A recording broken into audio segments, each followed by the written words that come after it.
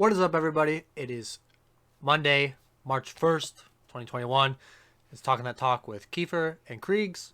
We're just going to jump right into the weekend recap. I know we said we are going to have an episode yesterday. Things happen. But we're here. We're going to finish our MLB spring training notes. And then with a little bit of weekend recap and a little bit of looking forward, we're going to jump right into Thursday night. Patrick Kane's 399th goal pushed the Blackhawks past the Blue Jackets 2-0.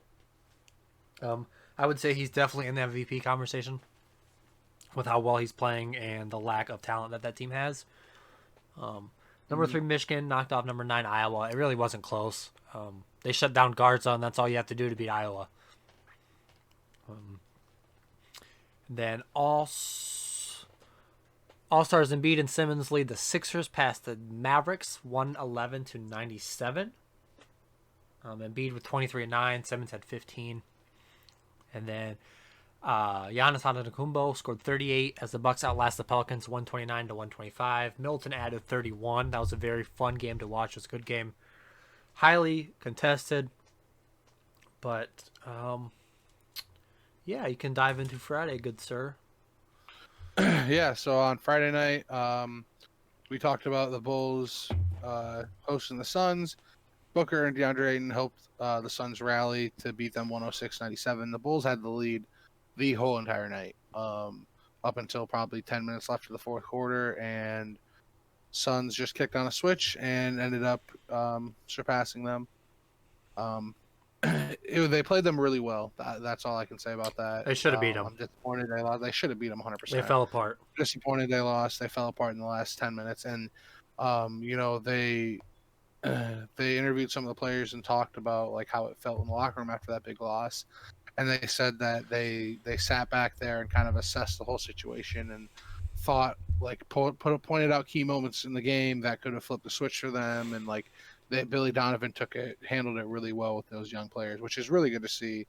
Because you always worry about, like, the Bulls are a young team like that. Yeah, they have their veterans off the bench, but they're a young team.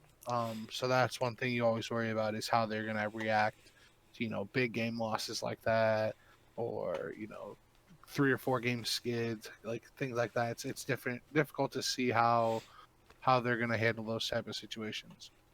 Kemba had a season high 32, put the Celtics over the Pacers 118-112, snapping their 3-game losing streak. And Dennis Schroeder returned to the Lakers. They beat the Trailblazers 102-93 to snap their 4-game. Which is nuts that they won like that, because they were down, I think, like 18-4 to start the game. So Friday's games. Speaking of that, we predicted those, didn't we? You took the Celtics, I took the Pacers, and then we both took the Lakers. So I went 1-1. You went 2-0. You are 3-1, and I am 1-3. We'll jump into that. Saturday, 18. Texas Tech stops number 14. Texas's run, 68-59. Number 5 Texas Tech players in double figures, which is very hard to beat at the college level. You get a handful of guys who can put the ball in the basket and score points. Makes it hard to beat. Can't just shut down one guy. And then number 5, Illinois wins 74-69 over number 23, Wisconsin. The tri-sled rally falls short. Very good game, though. Kansas, number 17, ends Baylor's perfect start, 71-58. It really wasn't close most of the game. It wasn't close at all. Cameras far. At all. Refocus on. There we go. That's what you gotta do sometimes. Yeah, I feel you. Yeah, that game wasn't close at all. No. Those Bill Self Kansas teams towards late February, early March, that's when they start getting hot, and they beat the brakes off of Baylor. I was watching a little bit of it Saturday night, not a whole lot, but it wasn't really close from the get-go. DeMar DeRozan, 32 and 11 assists. In the Spurs victory over the Pelicans, 117-114. The Mavs end the Nets' 8-game winning streak as Porzingis returns. Kyrie did not play, but they won 115-98. And then the Red Wings won their second straight Saturday, beating the Blackhawks 5-3. And then Sunday, Patrick Kane scored his 400th goal. The Blackhawks kicked the Red Wings' ass 7-2. Lankinen made a career high Yep. 44 saves. He's Mhm. he's all over the place, but he's showing flashes of being a great goaltender. Hopefully, he can continue to be great. And then Garza, Weiskamp bounced back after losing to Michigan. They beat number 4 Ohio State 73-57. That another game that wasn't really close at any point. Mhm. It was for a little bit towards the end of the first half, but Iowa came out of the second half just swinging. Mm-hmm. And Giannis and the Bucks rallied late by ending on a 9-0 run to beat the Clippers 105-100, putting the Clippers in a 2-game losing streak. Ooh. And then LeBron scored 19 and his 1300th regular season win over the Warriors, 117-91. And then the Grizzlies, who they beat? The Grizzlies beat somebody by like 48 points yesterday. Really, yesterday? Yes. Look it up real quick. They beat the Rockets. The Rockets, yes. Like 133-84. Holy shit! They whooped their ass. That's nuts. The Rockets are like on what, a 7-game skid, or is it 11? Yeah, I don't know, but they had no one had more than 14 points was their highest score. John Wall had 14. Yeah. The Grizzlies didn't have anyone really shine out either. It was evenly spaced out. They had 5 players come off the bench to have double digits. One of them had 20. Running out Sunday, Raptors got postponed. They'll make it up sometime later in the year. We'll hop into shit that's happened today. Breaking news of today: J.J. Watt signing a 2-year, $31 million deal, $23 million guaranteed, with the Arizona Cardinals. Him and DeAndre Hopkins reunite. Yep, the whole how it started, how it's going type thing meme was pretty popular today, as it has been for the past couple weeks. Cubs first spring training game today. Was listening to it while I was at work.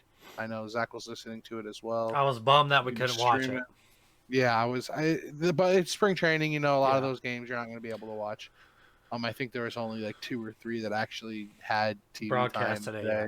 Yeah. Everything else is just audio. It sucked not being able to listen to Marquee Network. I had to listen to the Padres Network. So that's that. Kyle Hendricks started the opening. He's going to start opening day. It's already been announced. He had 2 innings, threw 2 innings, gave up a hit, a walk, and 2 strikeouts. PJ Higgins was the hero of the night, going 0 for 2 with an RBI on a sacrifice shot to up the middle. Second baseman made a really good play on it, but there was 1 out and Bodie was on third, so gave the Cubs the advantage and finished it out. The Cubs used 5. They play, like we said, they play 7-inning games now for spring training. Cubs used 5 different relievers out of the pen after Hendricks. They're going to. They're gonna get. Want to use some of these young arms that are question marks in the bullpen. So obviously that's expected. Tyson Miller pitched really well today. He had a really good inning. Rex Brothers pitched well. He ended up getting the win ultimately. It's the wins really don't matter in spring training because no pitcher goes more than 3 innings usually unless it's their last start. Their last start, they'll go like 5. Yeah. Big kind of question of the day, or big stat of the day, I guess you could say. Rizzo, Baez, and Contreras combined 1 for 6 with 3 Ks and a walk. Contreras was the only one that didn't strike out. Rizzo struck out to lead off the game on 3 straight pitches. Yep. Baez had a strikeout, grounded into a double play. Contreras went 0 for 2 as well. They were out of there by the 4th inning. I think they had everyone sitting down. So. And David, I don't know if we mentioned this Thursday, but Ross did mention that the Cubs will only be playing 7-inning games unless it's nationally televised. Then they'll play 9. Mm-hmm. I think he announced that this weekend. Which is fine. Yeah, which is fine. I'm fine with that. I think in this inning, or I think in the 3rd inning, there was only 2 outs, and the Padres just said, "Oh, we're done. We're good. Like we're good for the inning." So it's weird to see that happening, and it really emphasizes on how little these spring training games actually mean. And A that's lot in the of the essence of win loss and stats. right, right in the essence of win loss, exactly. A lot of people would base, how organizations like I remember, 5, 6, 7 years ago when organizations would have their spring training and they'd win, 20 or so games of it. They'd be like, "Oh, they're gonna have a great year," and they'd come out and shit the bed. Yep. Yeah, and it's just spring training. Yes, it's relevant for seeing young prospects, facing major league hitters. I think that's the most important thing. It's Um, the most meaningful, meaningless games. yep. I think the only thing that you really look at is it's just guys getting live reps, Spring training which is invites. Yep. good. Guys trying to make the Yeah, roster. Guys trying to make and then comebacks, and just young seeing, guys yeah, and then seeing live hitting. trying to break out I of. I think Baez had the hardest hit ball of the day. I don't know if I mean I was listening to the or the audio and you just heard him Yeah. fucking rip one right up the middle. So I mean he hit the ball. Big question of the day, and I know David Ross said he's not gonna have his full card until like the last week of the season of spring training. Um, Ian Happ didn't play today. They started with Ian Miller in center, and Rizzo got the leadoff spot. So now, obviously Happ's going to be our everyday center fielder, and I think he's going to play, 140, 150 games for us. But in May, barring injury and if he's slumping or whatever. But in the cases that he gets those off days, is Anthony Rizzo solidified himself enough to where he's like, yeah, I can handle it. I got the leadoff spot. Or do you think we're gonna tend to? Because I don't want it to be like It doesn't need to be a platoon of players. It needs to be two different options. right, It needs to be Rizzo exactly. and somebody else. Like if he doesn't play, then you put in whoever his backup is in center, whether that be Ian Miller or whether that be moving Hayward and putting Irvin in. It just depends on who that backup outfielder is. You got to have that backup outfielder. Or put Nico up there. Yeah, and have Nico get a couple leadoff games. Yep. You can, like you said, we don't. I think that was a big thing of last year. Is the Cubs? I mean, not last year. Of at least 2019, the last full season that we had, is they didn't ever establish that main leadoff guy, and I think that was a big part in the lack of offense overall. Well, we haven't had a true leadoff hitter since Fowler left, and that's killed us. Yeah. But we'll jump into the spring training part 2 of the National League. Start with the National League East. Obviously, these are just a couple question marks for the teams. We'll just talk about those, cover those really quickly. National League East, we'll start with the Braves. Is Mike Soroka healthy? An all-star at the age of 21 in 2019. He only made 3 starts last year before tearing his right Achilles tendon. He should be returning early on in the season, but those lower leg injuries are the type to linger, so he could have issues with it throughout the year. But they did sign Charlie Morton to a decent contract. He should ease some pressure when he does return. And then their main question is who handles the ninth?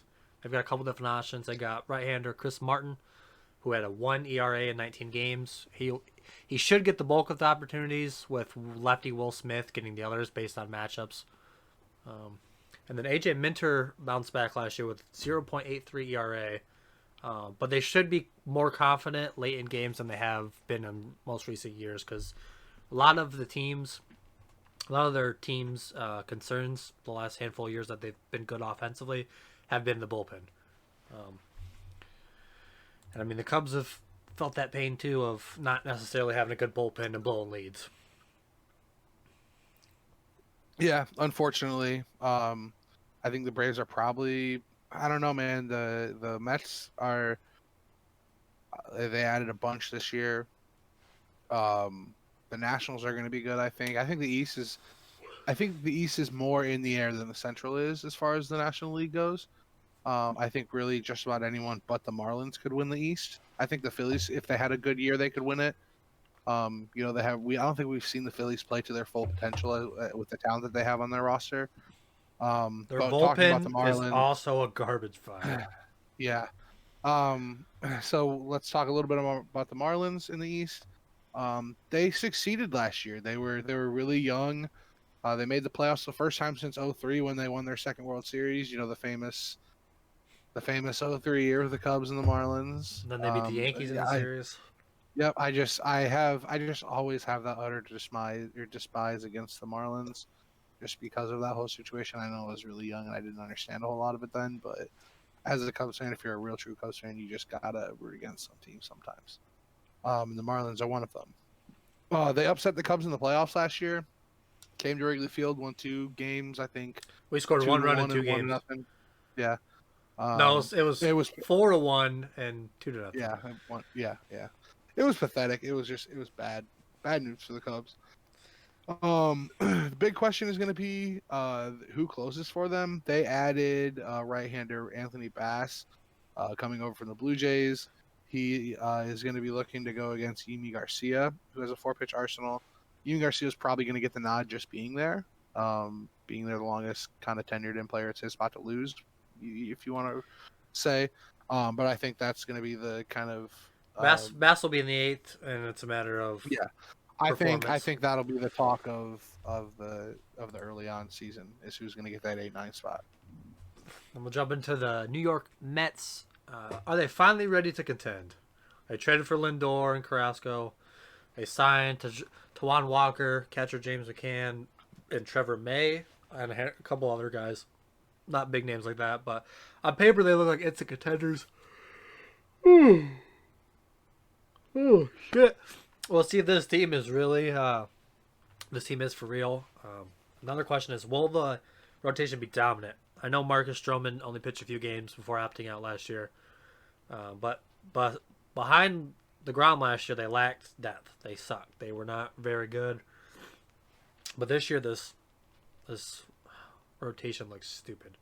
DeGrom, Stroman, Carrasco, Walker, and then you're gonna get Syndergaard back sometime in the summer. So you figure July, August, September, if they're all healthy, that 5-man rotation is going to be lethal. Seems to be top notch. That's going to be.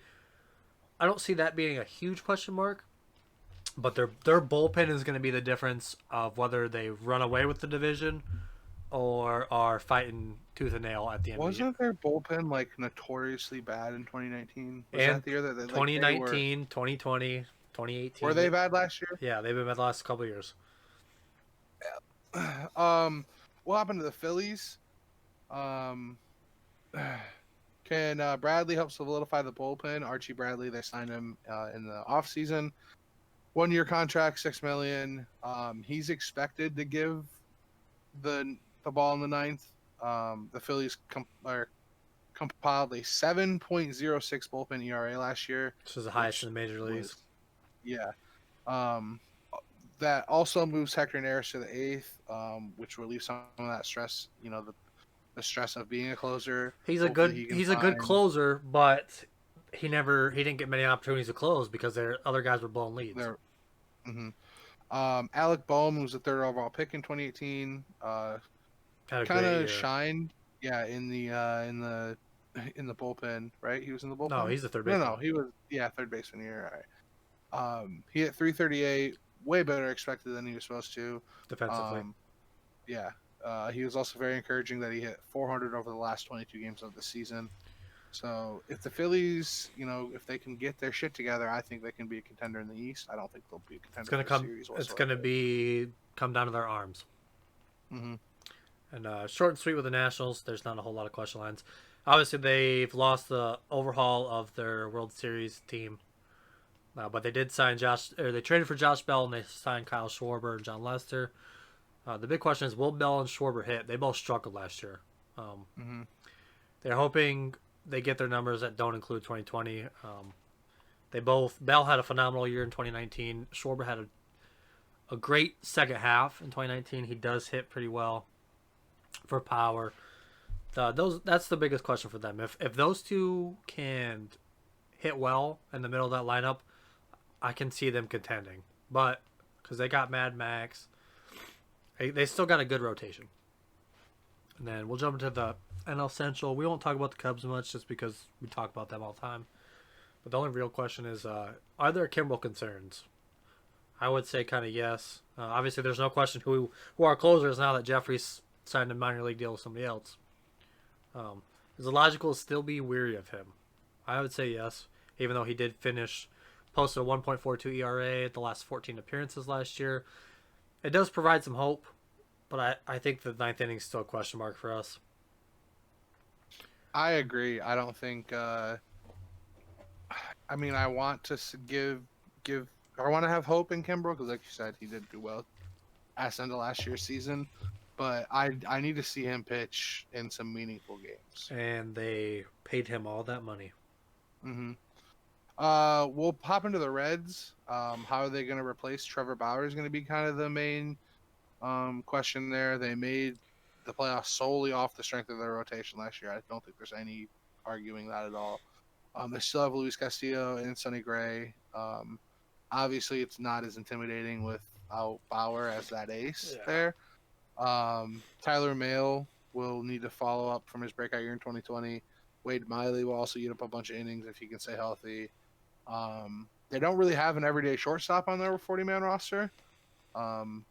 They missed out on a lot of top free agents because I think they were trying to stick around for the Trevor Bauer. They wanted to re-sign him. Wanted Simeon. Yeah. And he didn't want to play there, which I don't blame him. Jose Garcia, who was brought up last year, can't really hit big league pitching. Kyle Holder's yet to debut. Kyle Farmer struggles against righties and hasn't had more than a buck 83 or than 183 at bats in the season. That's really their big question mark. They don't really have anything at the shortstop position. They've got two big contracts in Castellanos and Moustakas as well. Mm-hmm. And Votto's numbers dipped tremendously last year. Mm-hmm. So we'll see. Happened to the Brewers. How far can Yelich bounce back after winning the MVP in 18 and being the runner-up in 19? And if he doesn't miss the end of the 19 season, he probably wins it in 19. He struggled out the gate last year. So he was statistically the worst hitter in the majors through like 20 games or something like that. He did have a very crappy average for hard hit balls.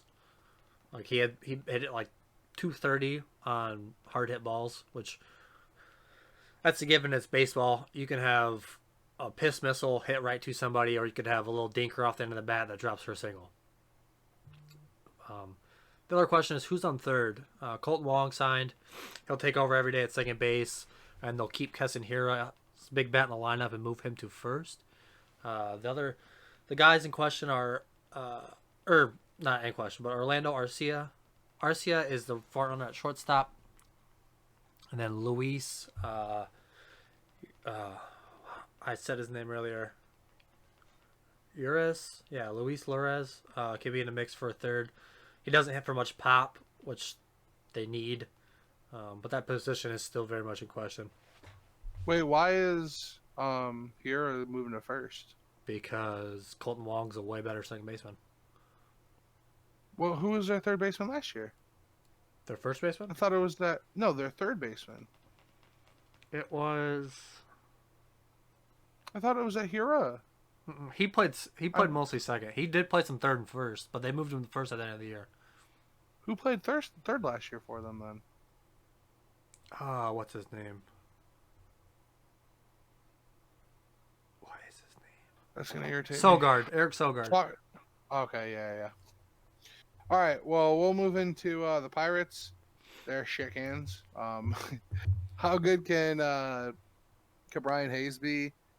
Colin Moran is the only above-average MLB hitter on the team last year. They struggled with the bats significantly. Brian Hayes made his debut in September, posted a 1.124 on base or OPS, 5 homers and 11 RBIs in just 95 plate appearances. Looks like he's going to kind of try and take over that star hitter role. What's the kind of team strength? I think, they have their relievers recorded just 6 saves in 2020, which is the lowest in the league. Which is hard because they didn't have many save opportunities. Right. They did average better than 10 strikeouts per 9 innings. Which they're one of 3 teams, I believe, that did that. Mm-hmm. And then Richard Rodriguez, who didn't allow a run over his final 11 appearances, is going to get the nod as the closer.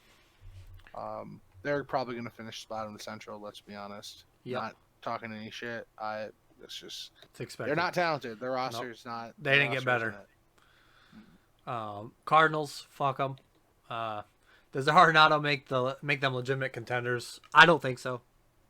They lost their best. They lost their best defensive guy, but they got a stupid third baseman. He's going to bring some pop to the lineup, but it's still an ordinary team. I'm sure they'll be in the playoffs or a wild card team, but I don't see them being legitimate contenders. Another question is who's going to close. Giovanni Gallegos and Andrew Miller could see save chances again in 2021, but with hard-throwing Jordan Hicks back in the mix after Tommy John in 2019, and then he opted out last year. I'm sure all three of those guys will get saves. I don't think they'll have a legit closer. I think it'll just be matchups and who last pitched. And then that wraps up the Central. We'll jump into the National League West. Diamondbacks. How much does Madison Bumgarner have left? His velocity was down last year and was far more hittable during the short season. Started to get better towards the end of the season. Seemed like he kind of fell into a little groove there and started throwing some cheese. Ketel Marte, he fell off in 2020 after an amazing 2019 season. The lineup will hinge on his production this year. 100%. It's gotta.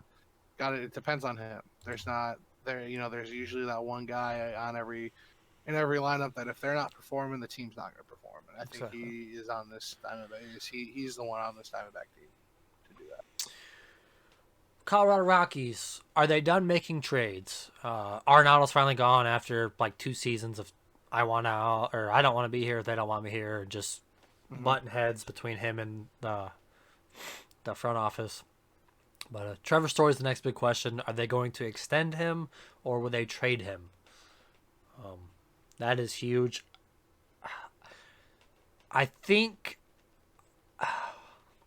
I don't know. Depending on how they do this year will determine what they do with Story. If they suck, Story's gone. He'll either get traded or sign elsewhere. But if they have a decent year and contend, I think he will stay. Where do they get the offense?